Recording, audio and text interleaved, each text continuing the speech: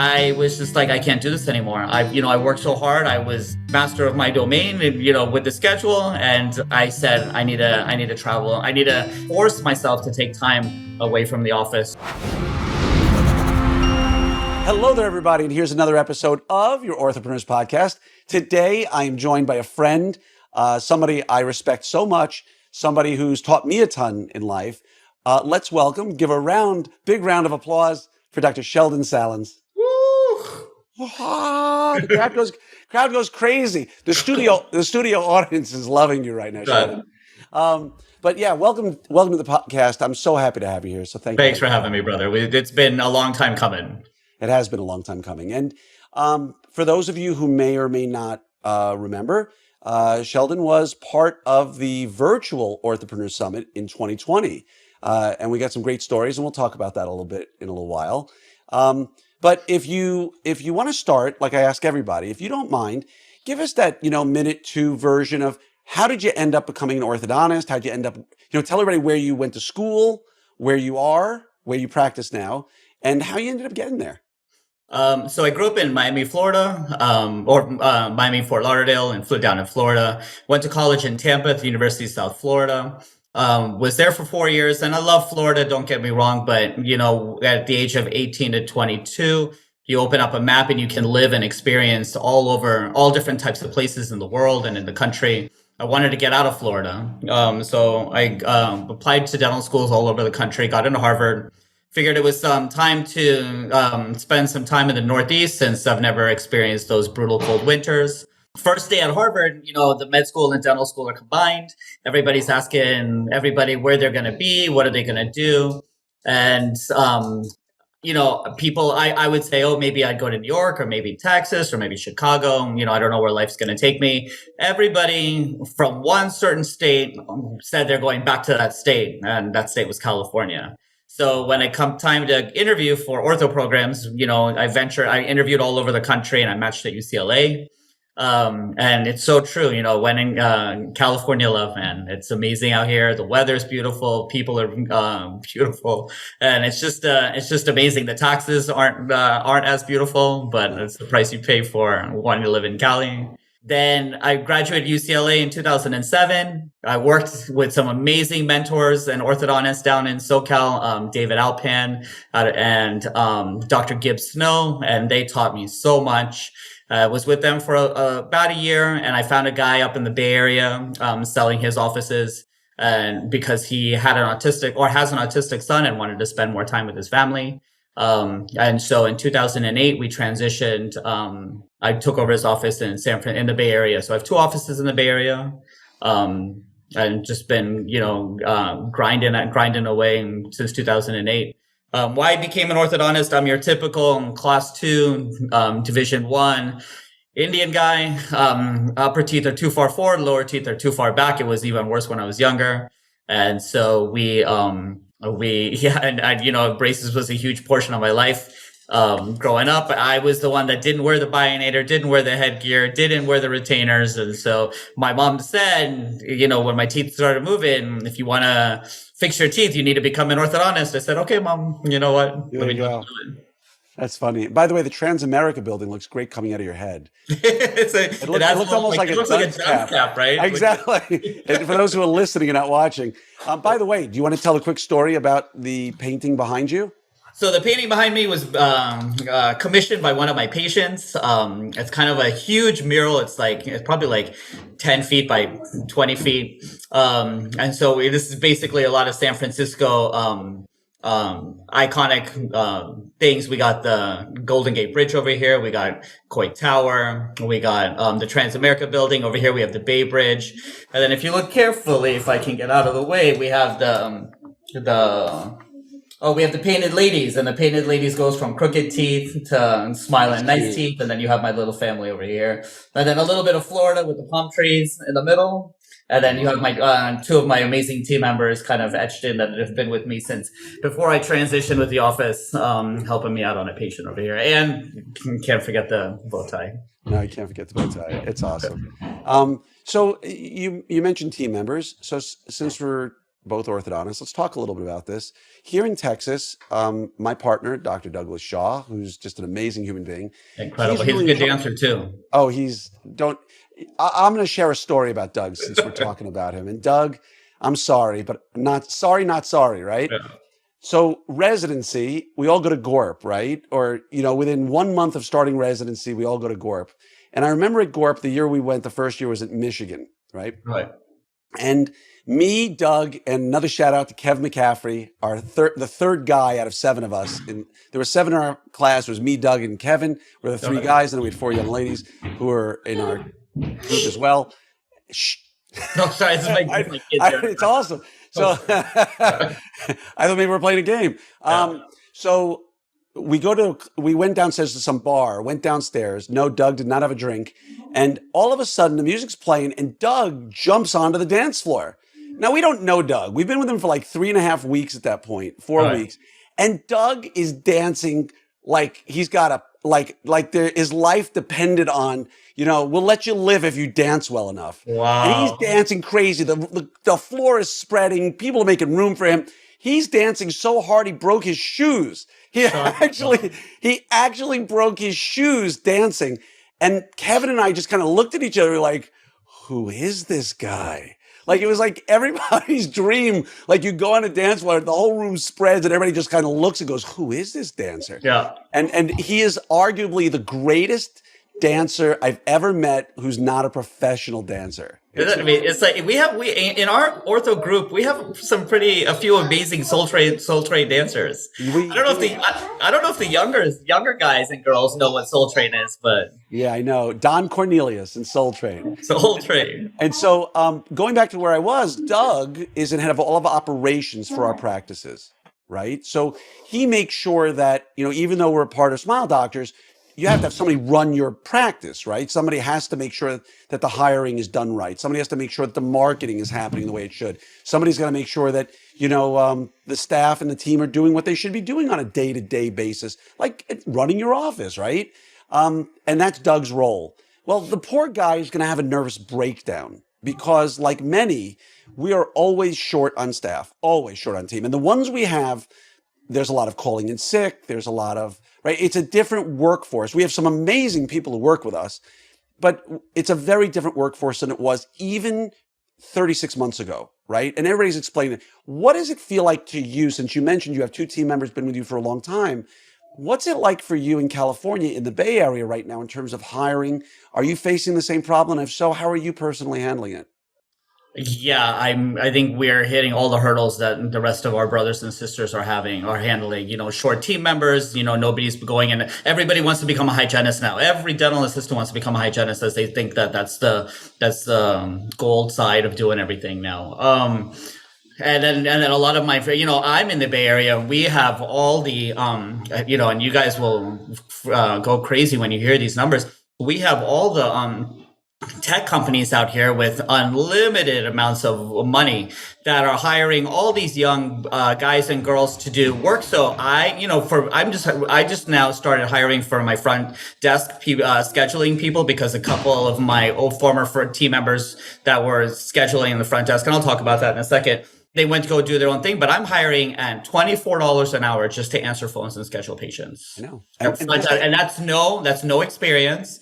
That's 20, a 19, 20-year-old. And they have great personalities, but that's what Amazon, that's what Apple, that's what all the tech companies, the hospitals, everybody out here, Snapchat, Facebook, that's what they're hiring at the minimum rates out here. So you have to compete with them. That's what you need to do. So if I pulled out the California inflationary factor, right, because again, where you are in the Bay Area is arguably one of the most expensive costs of living in the United States, if not the most expensive. Yep. So what were you paying for that position 4 years ago?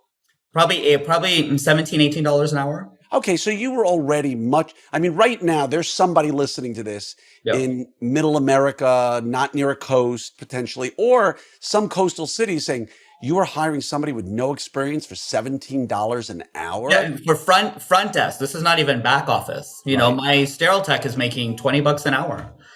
She graduated. She graduated in June. Absolutely amazing. Good attitude and personality, but that's the price we have to pay. Yeah, and so it puts things in perspective. And I did have a father who I was talking to. My son is 18. He's got a break before he starts his next chapter of his life since he graduated high school, and he was starting to look at jobs and at supermarkets and what have you. And I was telling this father, who's a father of a patient of mine, about this, and he goes, "Yeah, his son gave up his job as well." And I said, "Why?" He says, "Because he makes so much more doing Uber Eats deliveries than he Yeah, could at any entry level job." yeah, And then it occurred to me because again, this is your podcast. I don't want to take away from you, but I want to just put this in for a second.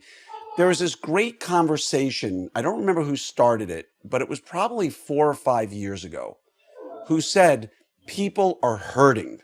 How are they hurting? Well, do you think that a mom or a dad really wants to turn their house into an Airbnb? They're doing it because they need the money. Do you think somebody really wants to drive Uber? They're doing it because they've got a car and they need money.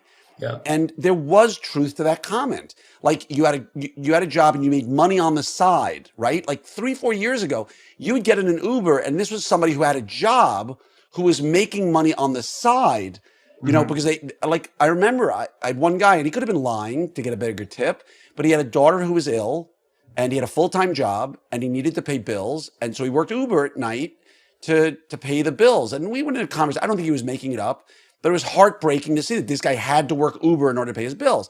Yeah. I don't get a sense that that's the case anymore. No. I think people are buying houses to turn them into Airbnbs. I think people are getting a car with how can I monetize it and not go back to a job on somebody else's terms. Do you get a sense of that? I do. There's people buying cars out here to rent them out on Turo. I don't know if people know what Turo is. That's a way to rent out your car to people that come into the Bay Area because, or to whatever area you're in, because car prices or car rental places have gone sky high. Or if you just wanted to rent an exotic car for a day and drive it and see how it fits you, or just borrow it, you can do that. And I see that happening, especially in the Bay Area. Yeah, I saw that commercial for that. And it's interesting how the demographic trends are shifting in order to, what will it look like? Because it's funny because, if you went to any city, you'd get a taxi to help you get around if you were there for a day. And then all of a sudden it became Uber or Lyft, right? And then Doug and I were in LA for the AAO, what was it, 3 years ago, give or take? Okay. And we took a scooter, Okay. right? I won't show you the photo of us on the Lime together. I was going to ask, was it one scooter or two? Yeah, well, we did lots of two-scooter, but one we did at night. We had to do the recreation of the Titanic with Doug and his hands out. And it was, I'm the king of the world on a Lime. But it's interesting how Uber and Lyft supplanted taxis, right? And now the value of a medallion to own a taxi dropped. Now Lime supplanted, Uber and Lyft a little bit. And to see that occurring, like, does anybody give a second thought about ordering Uber Eats to their house now? And the funny thing is, maybe it's just generation. I grew up cost conscious. Indian family, first generation. Yeah. And, we were so careful about what my parents spent money on. But if you order a $10, what would cost a $10 meal if you do a drive-through through McDonald's costs you $22 through Uber Eats after all the fees, taxes, tips. It's insane, but they don't think twice. They just spend it. No. And again, we could have this conversation all day long, but how many times, like, I know you're the kind of guy, and this will transition us into another conversation about helping those around us, right? About always being kind and loving and try to help those in our lives. And I know you're built the same way as me, is that you can't not try to help somebody around you. And so, I've had conversations with my team about money management, about living their best life health-wise, just not pushing, but just sort of educating. And I look at them on a daily basis. They never bring a lunch. Like, there's one or two who bring a lunch, and the other 8 or 10 are dropping $15, $20, $25. They're spending an hour or almost an hour and a half of their pre-tax pay on lunch. And I wonder, is it just my team or is that Gen Z in general? I think it's Gen Z, bro. I think it's Gen Z. When you kind of look across the board, I think it's this generation of people that they want lifestyle. They don't want, they're not worried about saving and they're not thinking about their future as much as you and I were programmed to do. Yeah. So there lies another question is, How do you feel like this Gen Z spending plays a role in your office with patients who come in? Do you feel like the 19, 20, 22, 23, maybe 24-year-olds coming in, like, I want braces, I'm getting braces. As long as you make the monthly payment fit, I don't care. I'm going to make it happen. Yeah, I don't see them being as skittish about accepting treatment as much as they were maybe 5 or 10 years ago. Yeah, it's really interesting, right? Yeah. Like 3, 4, 5 years ago, if a 22-year-old came into my office alone, right? There was Yep. no way we were starting that case that day. Yep. There was no way. Mom and dad were paying the bill. We're gonna have to now. He's gonna have to make a letter or a video from mom or dad. Like, Yep. you remember those? And now a 22-year-old comes in. They start. They pay. They Yeah. continue paying. And they want the additional upgrades. You know, if you offer them in the office, they want the LightForce and the clear brackets. They want the Invisalign or the clear aligner treatment, and they're really good about and diligent about wearing it. They're not as wishy-washy as they used to be. Yeah, I agree 100%. And again, I love chatting with you because whenever we have a drink or we just Zoom in or something, we could go into 50 different conversations, but you're hitting some great points here. And I want to, you mentioned LightForce and upgrades and things like that. So number one, I know you do LightForce, and you have a lot of secondary things you do in your practice that are really great that I do want to talk about. So first, what kind of things other than straight wire traditional twin brackets do you do in your practice? We do LightForce, but that's straight wire twin brackets. 3D. Yeah, but it's not traditional. I mean, it's a customized component to it. Yeah, and the reason why, and if I can take a quick second to kind of tell people why I bought it into my office, I am probably maybe the world's worst bracket placer out there. There's so what had happened was I'm going to send. By the way, I'm sending you an award that's going to come to you. All right, done. It's going to be designed specifically for the world's worst bracket places. You take a look at your final cases. When I did my AVO, I would notice distal mesial root tip on my upper twos. My upper fives roots were all over the place. Lower fours, everything. I just felt and then what happened? And that was the regular metal twin. And then I was using clear brackets, but I felt like, because I was the world's worst bracket placer, I was repositioning my clear brackets on my adult patients. And, clear brackets, they're not the most economically advantageous brackets out there. So, and in my population, and the base of a clear bracket is very flat. It's not as rounded as some teeth would need them to be. And for example, I treat a lot of Asian patients, Hispanic patients, just a lot of patients with very round, prominent crowns, especially on like upper canines. So my number one emergency on clear bracket adult patients was the canines had come off every single time. And it came off so many times that sometimes I would end up saying, hey, I'm going to put a metal bracket on this tooth. Just so I can get the tooth aligned, and then that defeats the purpose of having clear brackets. And I never had much pushback, but I was always embarrassed when 2 to 2 were clear, and 3 was metal, and 4 was clear, and 5 was metal, and it just didn't look right. And I lost it one day, and I need to find a better alternative and something that works. I came across LightForce, and it was almost like 3 nexuses of the universe intersected at one time and introduced me to LightForce right at that time when I was going through this search for something that could help me be more efficient, as well as deliver great care to my team, my patients, and make my staff's life easy, because emergencies aren't easy to put into the schedule on a packed schedule, especially with adults. And so came across LightForce, and it's just one of the greatest things that I bought into the office. And I'm not, I love it, and they don't pay me to say anything, but I'm always looking to what'll always give me the best bang for my buck. And I think it's been one of the greatest, one of the greatest innovations that I bought into the office. Nice. That's beautiful. I love to hear that. So when you talked about upgrades when we were talking about the Gen Zers. So when someone comes into your office, for everybody out there who's trying to learn about it, person comes in, you present care. How do you walk them through the algorithm, if you will, of you can have braces, you can have Invisalign, you can have LightForce, you can have this, you can have that. And do you charge more? How do you walk through that process? So I kind of don't, my fees, because I'm in the Bay Area, pretty on the higher side, already, on the higher side of normal, I think. And so I kind of don't offer, if somebody comes in wanting clear aligners, I'm not really trying to change their mindset unless I feel like there's no way I can get my ideal results using clear aligners. And there are some cases that, I have a rotated blocked out upper cuspid or a lateral that's going to need torque or something. But what happens is if an adult comes in and they're kind of, on the fence, I say, listen, this is what I'm going to do. I go, we're going to put braces on, but I know you don't want to look like a 12-year-old. So we're going to go ahead and I'm going to use these custom 3D clear braces that are made specifically for you. And it's going to help me get a better result faster that you'll be more happy with and I'm not going to charge you extra for it. I kind of just feed it right in and they go with it. Okay. Very cool. And so, what are some of the other things that you struggle with these days? I know that, we talked about previously, you and I personally, about how you sort of came upon a bit of an epiphany, right? You sort of realized something about your life. And do you mind sharing that?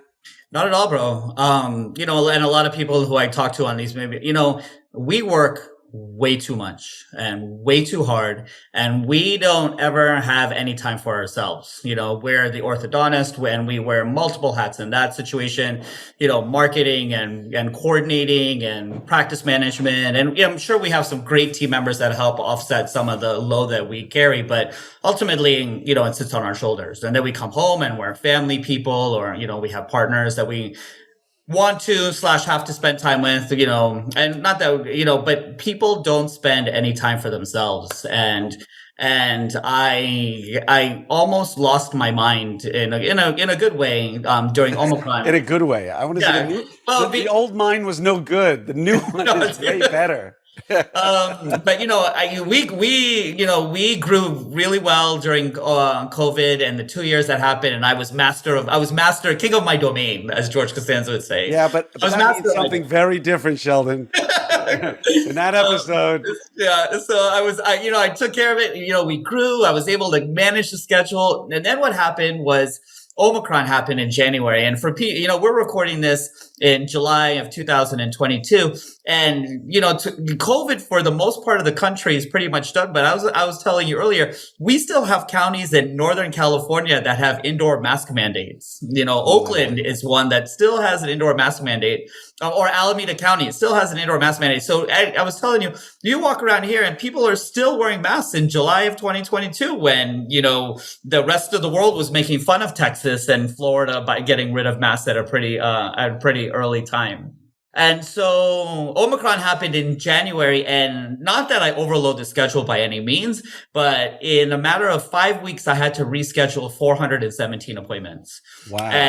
And it became, even 15, 20 minute, 30 minute appointments, it still weighs on your schedule. And it's almost like playing Tetris, and it's exhausting and almost like disenchanting. Why are you working so hard when the rest of the world is kind of taking it easy or just rescheduling from COVID? And so I was just like, I can't do this anymore. I worked so hard. I was master of my domain, with the schedule. And I said, I need to travel. I need to force myself to take time away from the office. So I've been trying to, I've been taking big trips here and there. We went to Dubai in February, spent the most amazing weekend at the Atlantis over there with my family, and my kids 7 and 10 had an amazing time. We went to Paris and Venice in April for a week, and then we just came back last week from London and Spain, Granada, Spain, which was, if you haven't been, you all have to go check out the Alhambra in Granada, Spain. I mean, southern Spain is it's a lifestyle that I want to live. I think, if you don't find me on any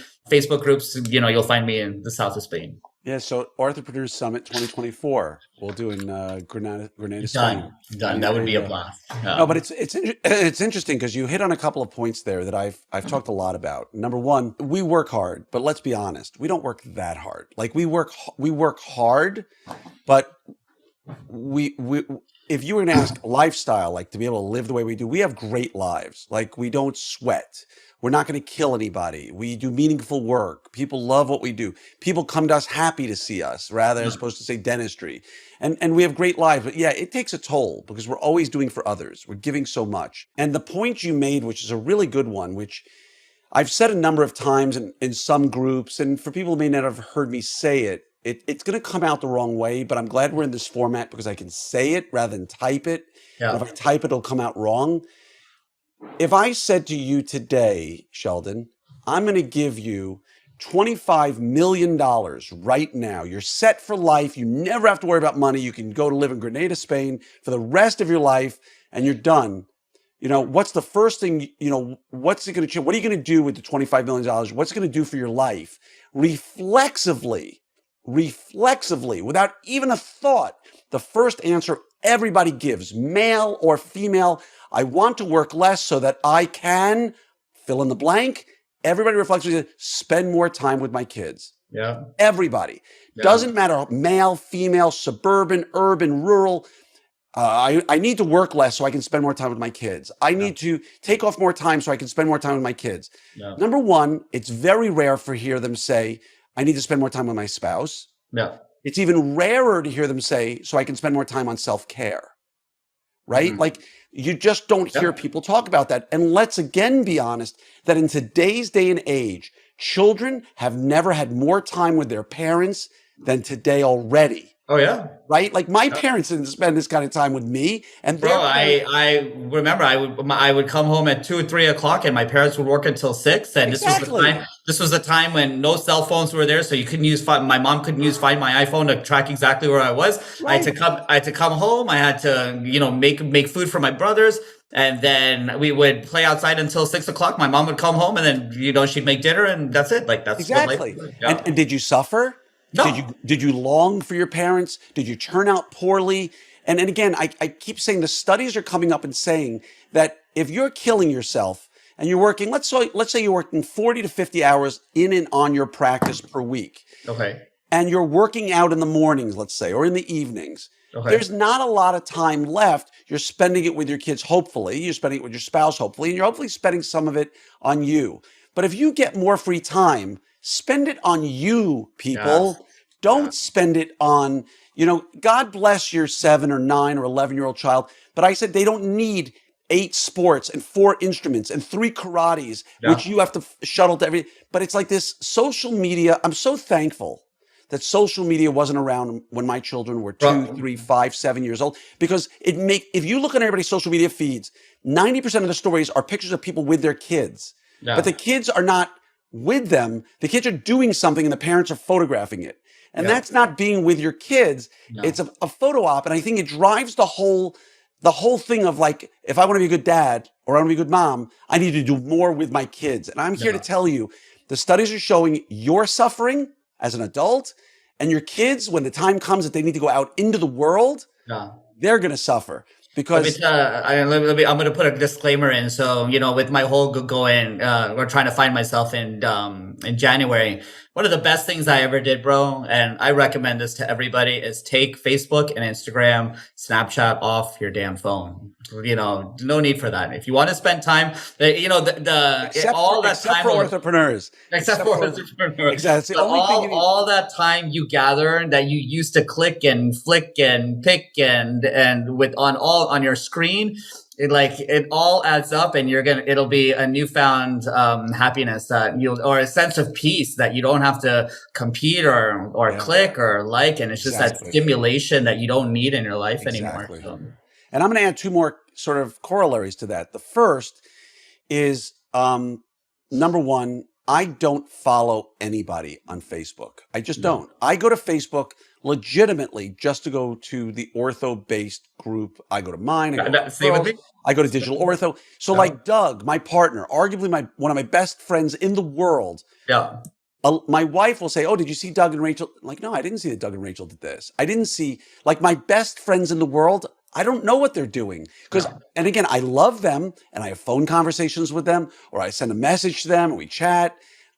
or I'll Zoom. Like I've decided in 2022 that I'm spending more time with those who aren't near me, and we're Zooming more. So we can just have contrived time to be together as friends. But I don't know what's going on in people's lives. I care, but I don't care about it on Facebook because it's just healthier there. So I go on Facebook 5 times a day to go see what's going on in the Facebook group, so I can see what topic is out there that maybe I can help someone with, what topic is on there that I can learn from. And then I get right off. I don't go, if I'm really bored, I'll scroll through people's stories and I'll give a heart or whatever. But again, if I had children of elementary or middle school or preschool age, it would be disastrous for me to be seeing, oh, wow, look at them. Look where they're traveling to. Oh, look what they're doing with their daughter. Or look the 8 activities that person has their kid in. It would be, and again, they're learning that this is not a good thing for us. And so I want to tell people, the second part is if you do what Sheldon's telling you and you get off of Facebook, I am begging you, make that time for yourself, right? You return something to the store and get $10 back. Don't spend that money on rent. Spend it on yourself. But you know what? And the other thing real quick, and you know how I do things. You know, a lot of our brothers and sisters out there get a message every once in a while saying, hey, bro, checking in for, or hey, sis, just checking. I mean, I do that pretty regularly. I love your messages, and I'll try to get you every now and then. Yeah. But your message, and like I'm going to give a shout out to Dovey, right? Yeah. Like Dovey, for those who don't know Dovey Prero, amazing dude, Prero Ortho. He's on Instagram. If you've been living under a rock, go check him out. Great guy. But like out of the blue, I was talking to somebody that Dovey's superpower is the ability to make you feel special when you're around him. Like when you're around Dovey, you just feel special. And it's who he is. And out of the blue, I'll get a video from him, just a video. Hey, brother, just want to say hi. I hope you're well. How's your day going? Like you've done the same.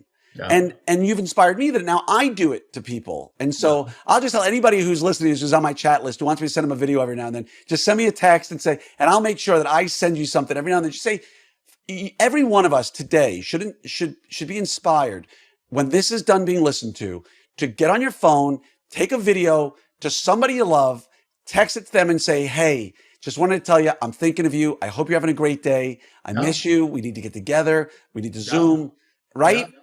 Yeah, bro. And, that goes with what we were talking about earlier. There's, going to some of these meetings right now.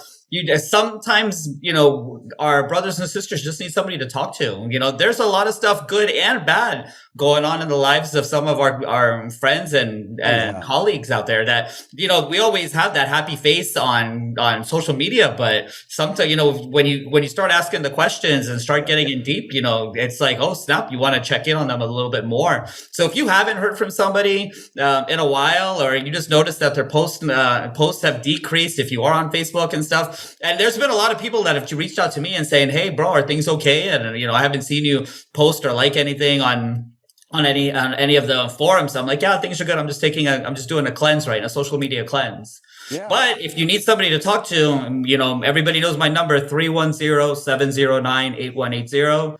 Call, text, Twitter, Instagram, Snapchat me. Please reach out. We need to, me and Glenn, are always here for anybody who needs just to talk. And every time I say that, then every time somebody comes across the messages that, on the podcast that I've done before, or the post that I've posted before, there's always 1 or 2 people that'll reach out and say, hey, dude, I need to talk. Like, something's going on here or something's going on there. And I'm just, I don't know the answers, and I probably don't know the right answers for a lot of things, just like I'm the world's worst bracket placer, but sometimes you just need to listen. And that's what you've been great about, Glenn, is even when I needed you, and even when you didn't know it, you were there to listen. And I worked through some dark times in my life with you just listening. Thanks, brother. It means a lot. Thank you. Thank you. You never, if your life is great, and again, it's interesting in my family, with kids, spouse, adult parent, older parents,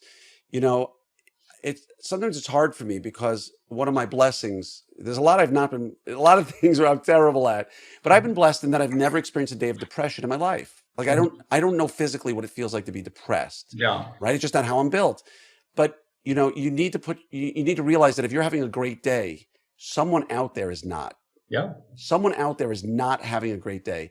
And the hope is that they reach out to you and you can make a difference in their life and be that lighthouse, because while you may not be depressed, you may be going through something tough. Yeah. And, and sometimes, as we joked around a little bit before we got on the podcast, I've got Sheldon by 10 years, right? Yep. I'm not smarter than him. You are way smarter than I'll ever be. But no, it's true. And, it's okay to say that. I mean, I'm okay to say I'm not the smartest guy in the room. I'm totally comfortable with that. But what I do have is wisdom from acquirement, right? We talk a lot about crystallized intelligence and how, that's something that comes to you as you get older. It's more wisdom, right? And it doesn't make me smarter, but I have 10 years on you.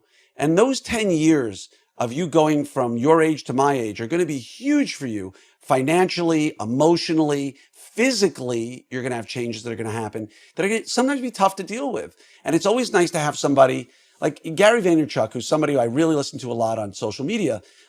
He's got his pros and his cons, but I love him. He says something, which is everybody should go volunteer in a nursing home. Right? Like, go volunteer in a nursing home. Why? Because A, we don't value wisdom enough. B, these people need help. They need people to be there for them, just like we hope people to be there for us when we're that age. And C, you'll get to understand where your life fits and all the blessings you have on you. And again, it's something that I think we should all do. Is you'll never complain again. You'll never complain about your life ever again if you do that. And so you mentioned a LightForce meeting. That looked like a blast on social media, right?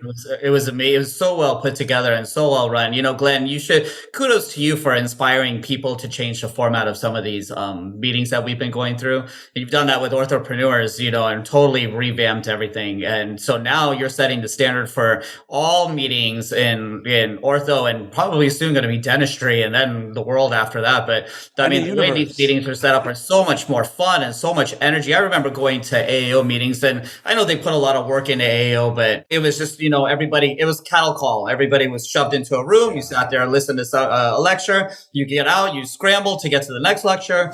But here, everything's like your meeting, your OrthoPreneurs is phenomenal. And it's, LightForce kind of followed the same format where it was just so much energy and positivity, good food. It was just incredible. That's awesome. Yeah, it looked great. And kudos to them for doing that. And, there's a couple of things to ruminate on about that, right? So I started OrthoPreneurs Summit solely for the reason of wanting to give the experience of GORP, right? Like many of us went to GORP. We talked about that, where you were taken really good care of. You had to sleep in a dorm, which kind of sucked, but I was freezing to death. But you got treated like royalty for a weekend. You got access to things you wouldn't ordinarily get access to. Like I kicked field goals at the big house, in Michigan, like on their field. Like it was amazing to be together with people. And by the way, there was some learning, right? And I feel like the forums, like OrthoPreneurs Forum, like Ortho Pearls, like the Digital Ortho, like Scott Fry Ortho Cosmos. And I mean, you can name a bunch of them. There's some amazing learning that goes in there. And so I personally reached out to every person recently, to every single person who's attended OrthoPreneurs Summit in the past, but is not registered currently for this year's meeting, just to check in. Hey, how are you doing, Sheldon? I saw you've been to our meetings in the past. Yeah, not there this year. Is everything okay? What's going on? Right, to every person. Why? Because while the learning is fun, it's the people that matter to me. I want to have a place where we go. If you come to me and go, Glenn, I came to OrthoPreneurs Summit, and I got to say, I got 2 responses from 2 people out of, I think there's a total over the last week, like 440 people who had been to an OrthoPreneurs Summit and for one reason or another were not registered for this year. And we have about 900 registrants so far for this year as of the recording of this in, mid-July. 2 people said, I wasn't really that thrilled with the content. I needed something more scientific. Okay. And I said to them, you know what? Good for you. This is not a scientific meeting. If that's what you want, this is the wrong meeting for you. And I said, it's okay for me to say that. And it's okay for you to accept that this is not the meeting for you. But if you want to go to a meeting where the stuff on stage will be great, right? It's going to be awesome. It's going to help you in your practice. But more importantly, you're going to come away refreshed and feeling good and be like, I feel recharged. I feel I can do more in my life. I'm going to be a better husband. I'm going to be a better wife. I'm going to be a better parent or child because now I got that downtime for me.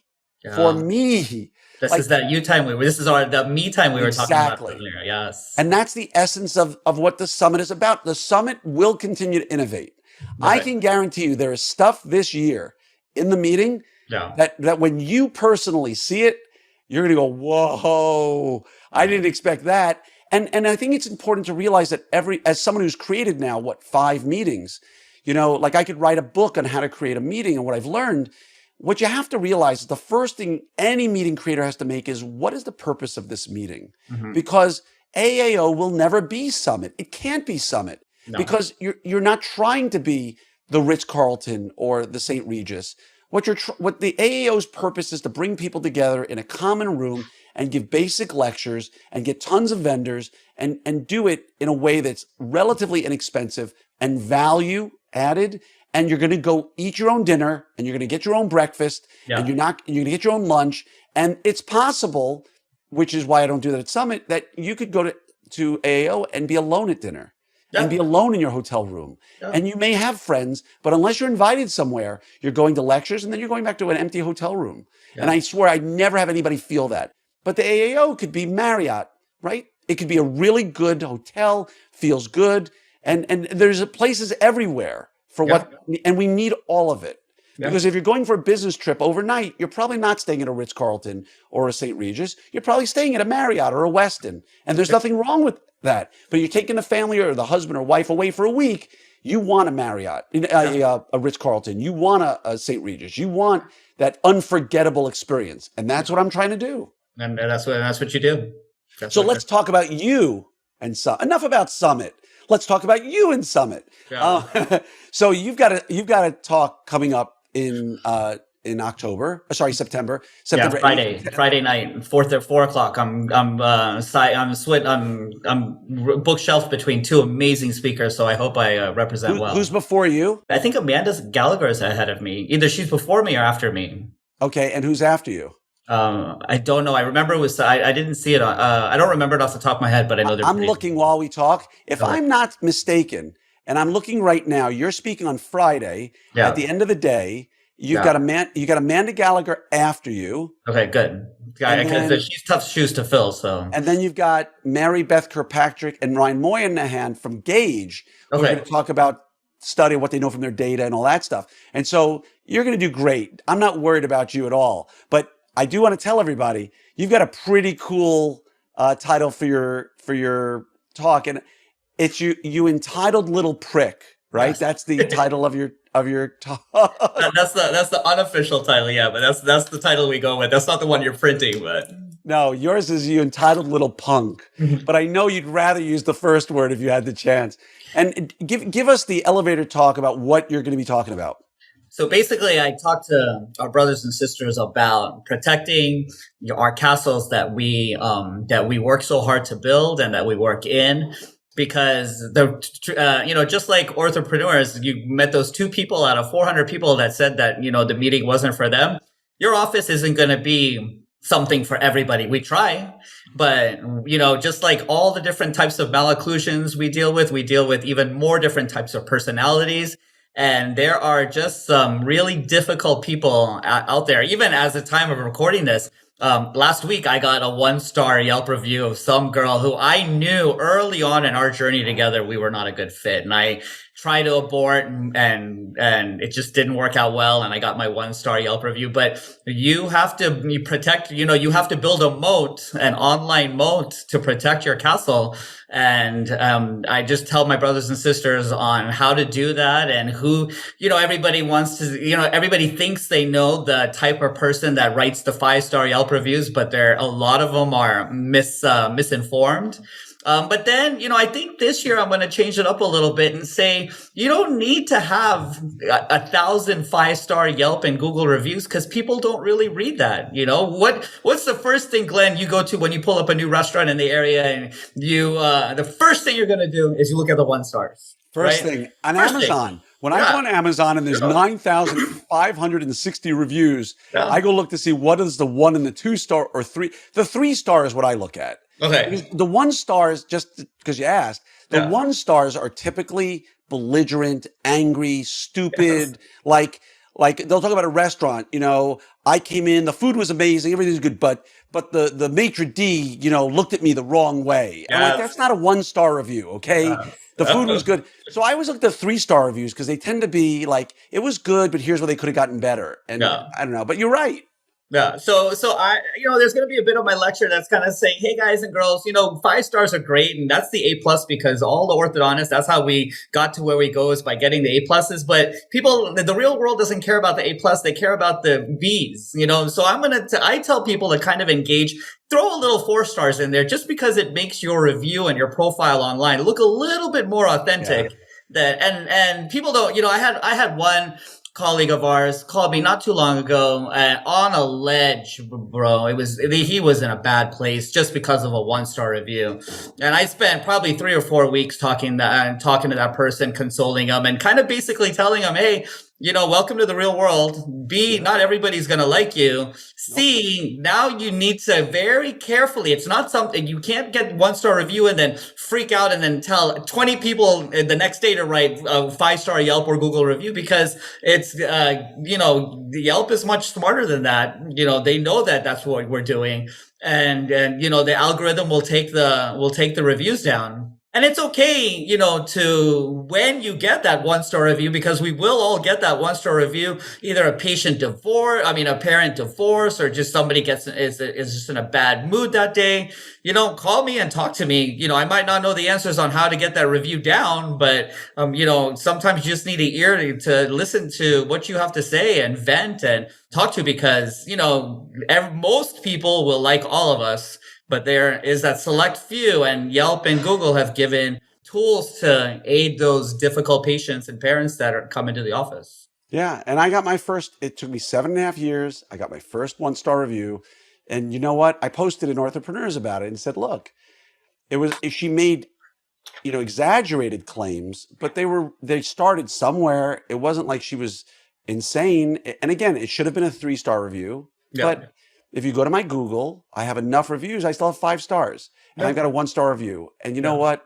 I wrote a nice letter to her. We sent some tips, treats, or some cookies to try to make right. Just not to ask her to take it down. Just say, hey, I'm sorry we failed you.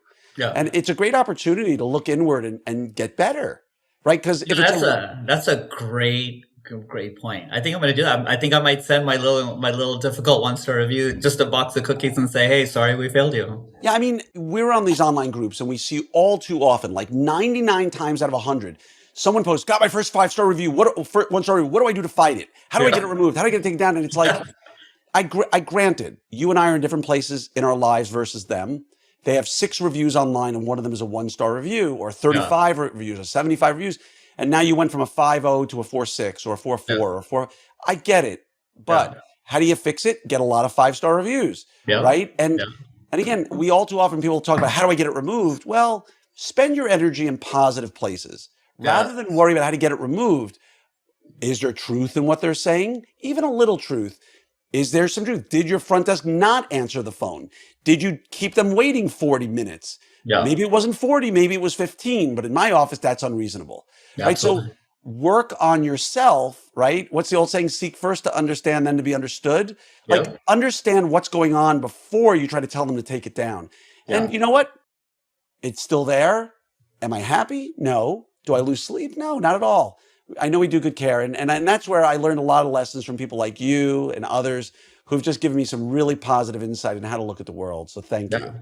No, and I, everybody who's been to my office knows I play my music crazy loud. And, I know we have these filtered Spotify lists, but I don't ever play filtered Spotify stuff. I play all the gangster rap in my office and sometimes it's inappropriate and but that's what I like and that's what people listen to. It doesn't drop too many bombs here and there, but now people I'll tell the patient, I'll ask a patient, hey, write me a review and I'll say, make it 4 stars and just say the music was too loud. That's all you got to do because nobody will not come to you because the music's too loud, but right. Yeah. Right. It's crazy. It's crazy like a fox, right? Yeah. Like there are people out there who've contrived reviews like that to drive. It's really interesting if you go read some of the studies out there on what goes on with that. But yeah, DJ Quick Baby out of Compton. What he used to say, Sheldon? I said, if it don't make money, it don't make sense. Oh, if it doesn't make dollars, it doesn't make sense. That was the title of his album, I think. I know that a song. If it don't make dollars, It don't make sense. And with that, I just want to say thank you from the bottom of my heart for being on the podcast today, and for being a friend, and for being somebody I know. If I called you at 2 a.m., you'd pick up the phone, you'd be there for me. And I know you do it for so many others. So thank you. Yeah, no, brother. And if anybody needs anybody to talk to, 310-709-8180. Here for anyone, anytime, any day, even the difficult ones, brothers and sisters. Yeah. And the same with me. I've posted my number online more times than I can count. If you want me, 469-610-9920. Hit me up on Facebook, Instagram, TikTok. I don't care where you get me, but I'm always there to help, because we all need a shoulder to lean on. And I've needed it in the past myself. And again, shamelessly sounding plug, but not really. Get yourself to OrthoPreneurs Summit in September. I tell everybody, Sheldon, by the way, if they come to the meeting and they don't like it, and it doesn't meet their expectations on any level, just let me know. I'll pay for their limo. I'll pay for their flight home. I'll refund every penny they paid, because I just want people to get together. And the more of us get together, the more fun we're going to have. And the more fun we have, the more refreshed your soul is going to be when you get done. And like he said, we work so hard at what we do to help others get happy. You get that free time, spend it on yourself. Yeah. You can afford a Thursday afternoon till a Sunday morning on yourself. Absolutely. And all too many people say, oh, I can't. I got to be with my kids, or I have to be with my family. I'm like, you're given 6 months notice. You can take a weekend for yourself. You can take, as a father of 3, as someone who loves his kids, who loves his fellow man, you can afford this, and you need this for yourself. So, and bro, I'll even put a little plug. If somebody tells you that they're not having a good meeting, just give them, send them my way. I'll buy them a drink. Only and not only one, because I know Feldman will grab a couple. Feldman will grab a couple, but we'll give them your drink in the limo on the way back to their flight, right? So good talking to you, my friend. Wishing everybody out there a wonderful day, and just thank you for being here today. I'll see you in September. See you, brother. All right.